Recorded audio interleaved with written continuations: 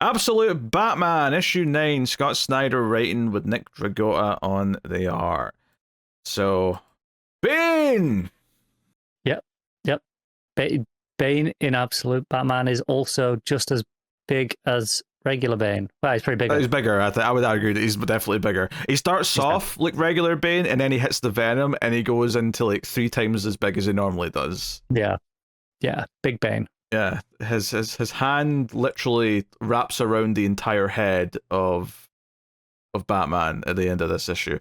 To start things off, though, they do a thing here where they've got like basically like Kandak and Karak are like, oh, we've been at war for so long, we're going to finally have peace. Let's be done with all this. They're shaking hands, and then Bane's at the door waiting for them, and basically says that he's been paid to make sure that one of you kills the other one. At least that's what the public will think anyway, and that everything's falling apart. And the one that seemed the least militant of the two is like, I'll do it, because he gets scared and is willing to do so. And Bane just crushes the other guy's head with his bare hand. And yeah. Also, he pulls out a smartphone. Something about seeing Bane with a smartphone up to his face is a weird visual, but holding it between 2 like fingers because it's that big. Yes. So that obviously sets up and teases what we're doing, and Bane is there at the end of the issue, so he kind of bookends the issue. The main thrust of the issue, though, is Batman is on a warpath because he's pissed off that the Wayland has been taken and he's missing, so he's going through the criminal underworld. And a big part of this, and we still have Alfred being the one who kind of narrates as if he's writing a journal, is that basically they're running out of like ambulances and ride shares because there's so many like punks going to the hospital. And before we move on, we should probably talk about the fact that they tease that an EMT in Gotham right now is one Dick Grayson. So I'm sure that's something we'll come back to later, but they're seeding it now for future exploration. Yeah, they make a point of making it really explicit, so which means it's definitely coming back at some point. Yeah, I mean, I'm sure I said something vague when this book started, but that's certainly when they introduced this version of Barbara that we've got, and she's got some stuff in this issue as well. I was like, oh yeah, I wonder like when we get to some of the Robins and like what are they doing in this world. I mean, I assume Damian doesn't exist because obviously he comes from Batman, but the others in theory could all be around in some form. It's because even here, like Dick's not as young as he normally would be in Batman's early career. I think you can still sell a version of Damian somewhere down the line, just being like, hey, but don't do it as explicit. Just be like, hey, Bruce had like he had a one night stand.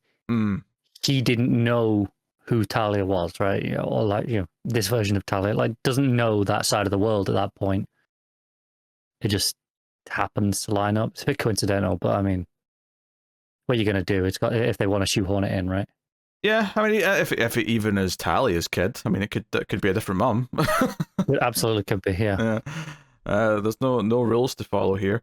But Batman reaches out to Barbara for information on what happened to Wayland, and basically the files make it look like it was someone from inside the police system that actually helped take him, and it kind of cuts to like him talking to the other I don't even know what he calls it, like his rogue club.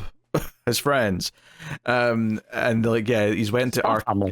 Yes, he's went to Arkham, and like, what is this place? What's going on? And like Alfred's there too, and they're all kind of discussing it. This is interesting because we spent those last couple issues setting up the fact that they all know now that he's Batman, and what does that mean for their relationship, their interaction. We kind of already talked about how he was using them for their positions. One of them's got like an ear in like the justice system, one's got an ear in the tech system, one's got an ear on the streets, kind of thing. Like they've all got like a place of knowledge that he can tap into, but now they all know who he is, and he wants to still kind of rely on them. It's an interesting dynamic for sure, and seeing how they play off of him. I think like having Penguin kind of like yell and say this is crazy, we're talking about breaking into this Arkham place, but ultimately says, hey, I said it was crazy, I didn't say we shouldn't do it. It makes for some interesting dynamics here where it feels like they're still friends. Now, are one by one they all going to be taken away and turned into something villainous? That seems like maybe the obvious plan they're going to go down, but for now it's an interesting dynamic to play with. I think that's the obvious plan. I think there could be something potentially interesting about doing the opposite, and maybe EMT Dick Grayson gets radicalized to be anti-Batman due to these sorts of things, and maybe we see people who we traditionally think of as Bat Family become more of the rogues. Okay, so do you think, obviously, you know, these experiments that they're presumably doing to Croc are going to make him Croc in the literal sense? Do you think when he is freed, maybe after some initial like, oh, we have to calm down the beast type stuff, that he is going to be an ally again to this group? Is that what you're thinking? I think it's very possible that and then he kind of almost takes the role of a in the field Robin, right? Style character. Okay. Yeah. It depends. I don't know how extreme they want to go with this absolute universe, like, because that is so drastically different to the mainline stuff. And not that all the books aren't different, but there's still kind of there's a recognizable core, right?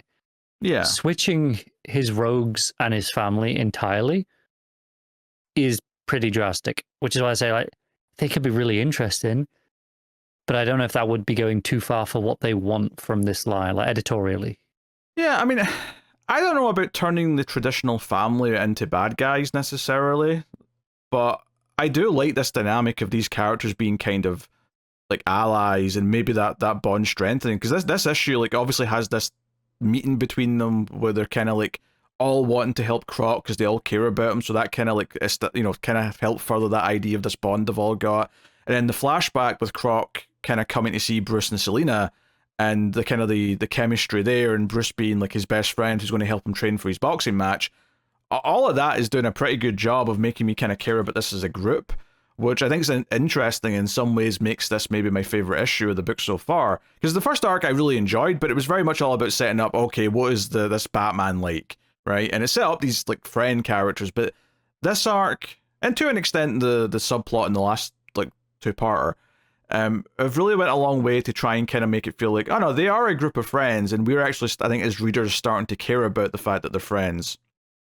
And while we can draw on our knowledge of who Harvey Dent is or who Oswald is to like understand like how they're thinking in a scene, it doesn't mean that they're going to like do something villainous in a scene. It's just more like, yeah, Riddler's still coming at it from a perspective of intelligence and technology, but he's coming at it with the goal of helping or you know, aiding whatever Batman's doing. You know, so and I could see, given how much I'm kind of starting to care about Croc when they're all like wanting to find him and help him, and they're scared that something bad's happened to him, it makes me wonder how bad it's going to feel when maybe Harvey's, you know, Two-Face turn happens in some form or another down the line. I could see that being a big deal to play with. Yeah, it feels like that definitely will happen at some point. Obviously, I think it'll happen in very different circumstances, but yeah, I mean, like, that should be probably a lot more dramatic and emotional than any version of Two-Face ever has been before. In theory, if it gets pulled off. Yeah, you know, because I think the friendship here is a lot more interesting than it normally is. I mean, yeah, okay, Harvey and Bruce might be friends in some versions of that story before he becomes Two-Face, but this is a bit more like, and even in like Long Halloween, where yeah, I love that, and I love how it establishes this working relationship with, you know, Harvey and Batman and Gordon. This is kind of a different beast entirely, where they're close personal friends, where they care about each other, where they're kind of watching each other's backs, and they've known each other since kids. This is, I think, something that we saw a lot of during his original run. SNYDER is clearly someone who grew up with the animated series, because there was a lot of things from that, and I think that had, not quite as close as this, obviously, but that had quite a friendship between Harvey and Bruce as well, pre Two-Face. I think it's that, but to an even bigger extreme by bringing, you know, making him in a circle here. Yeah, that stuff's pretty fascinating. The Arkham stuff as well, which they get into maybe a little bit later in the issue, about how this site is the important one, because there's something like under the surface that's been there since this old building, which I assume, I don't know if they're actually going to call them the Arkhams, but I'm assuming this building that burnt down like 2 centuries ago is like, you know, kind of tying into the idea of like the old Arkham building that's been there for centuries. And I don't know, in some ways inspired what this entire ARC project is, that the Joker company's doing all over the world. Yeah, that's what it sounded like. Yeah. I mean, the name of Arkham aside, being a little on the silly side, I do actually really like the idea of like Batman breaking into it. I like that sequence and the eventual kind of like, oh, what monstrous things are they doing in here? Because it's less just, we've got a bunch of insane people in cells and we're not really helping them, to, oh, we're doing mad science, we're doing experiments and mutations, and we're trying to unlock, I don't know, genetic like soldiers or something, whatever they're trying to do. Yeah. Was the skeleton kind of supposed to be Man-Bat, maybe? That's what I thought. It looked very Man-Bat-esque. Yeah. That he sees.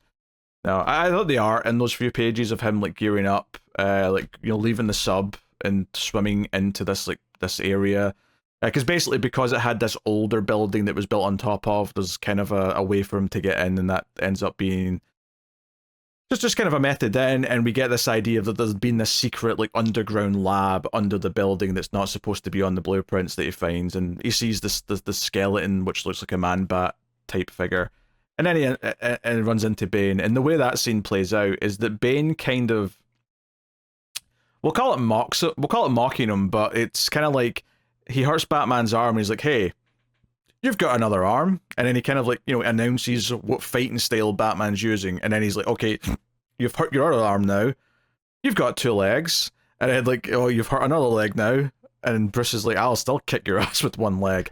He's very much the Black Knight from Monty Python, the Holy Grail.